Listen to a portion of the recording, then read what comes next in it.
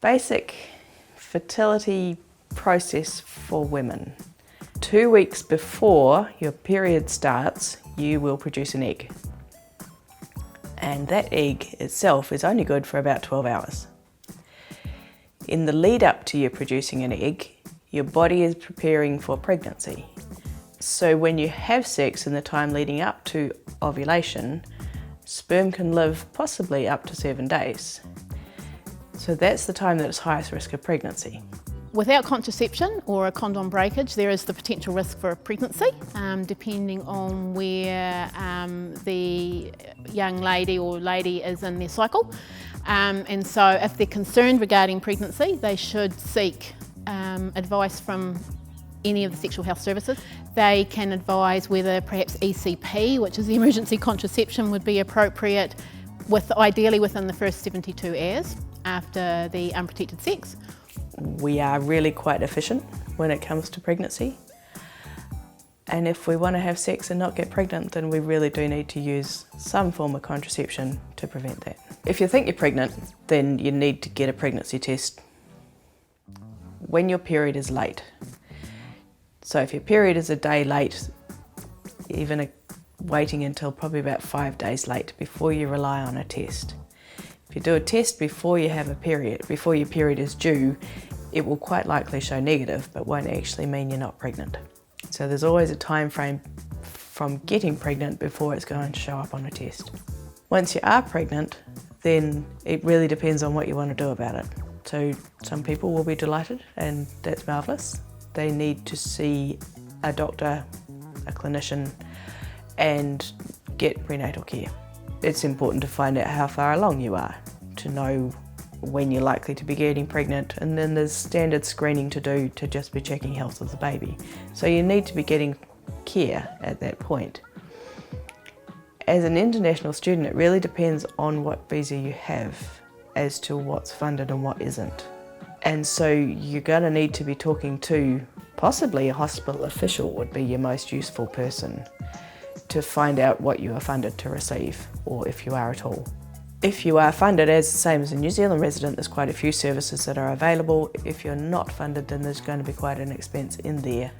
In New Zealand, pregnancy care is generally provided by midwives who are independent, and so you would need to be finding yourself a midwife, and they would be the ones telling you about cost. So the biggest deal when you are pregnant is what you choose to do with that pregnancy is totally your choice. We have a law, Contraception, Sterilisation and Abortion Act, that said it is the woman's right to choose. If your parents want you to get an abortion, or your parents want you to continue to have the baby, they are able to have an opinion, but it is only your choice. Your partner is allowed to have an opinion, but cannot force the choice. There is a legal process to go through to be able to access an abortion, and if it's that you're being pushed into it for whatever reason, you won't be allowed to continue with that process. In terms of termination, 2 methods of termination. One where you take 2 tablets and it causes you to have a miscarriage to abort the pregnancy, and one where you actually have a surgical procedure that removes the contents of your uterus, removing the pregnancy. You can only do the medication one up until 9 weeks pregnant. And so if you're pregnant and you're thinking that you want to terminate it, then you need to be talking to somebody fairly soon to at least be talking through those issues, so that you're not leaving it so long that you actually don't have many choices anymore. From 9 until 13 weeks, then it's a surgical procedure. And I think that costs in the range of $2,000. The tablets procedure costs, I think, in the range of $1,800, that sort of range. If you are after 13 weeks pregnant, then it is actually quite a bit more of a process, more difficult to find somebody who will do it, and a heck of a lot more expensive. So really something you want to be thinking about early on. If there's a chance you're pregnant, get a pregnancy test in the appropriate amount of time and find somebody to talk to about it so they can figure out what's going to work for you. There's also the option of adopting, at which point the cost of pregnancy remains yours and the cost of birthing remains yours, and you would be working out the adoption process through the New Zealand organisations, Oranga Tamariki, as for how that works. A lot of times we can be really unsure in ourselves whether we want it or not. And so finding somebody to talk to, counselling process, to talk through the pros and cons, is really, really important. So you can kind of figure out what you want as well. How does that fit in with your relationship? That's certainly part of your decision, but it's still your decision as to what you do with that pregnancy. Okay, I'm Anna. I'm from the Philippines and I'm studying a postgraduate diploma in Applied Health Science, Wellness and Being. I actually found out the day of my flight. I just checked because I think I was a bit delayed with my period, and then I checked with the OB with an ultrasound just to make sure.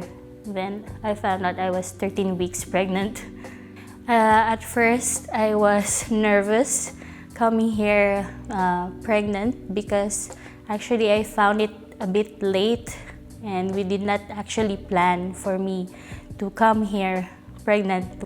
I was nervous. I thought like maybe they would send me back home or I cannot pursue my study anymore. What would be my situation here and how can I handle it while studying?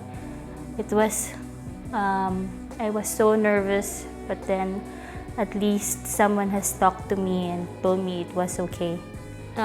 For those international students that are coming here pregnant, don't be afraid to open up to other people about your situation, and I can assure that people here are very helpful with any situation that you will be dealing with.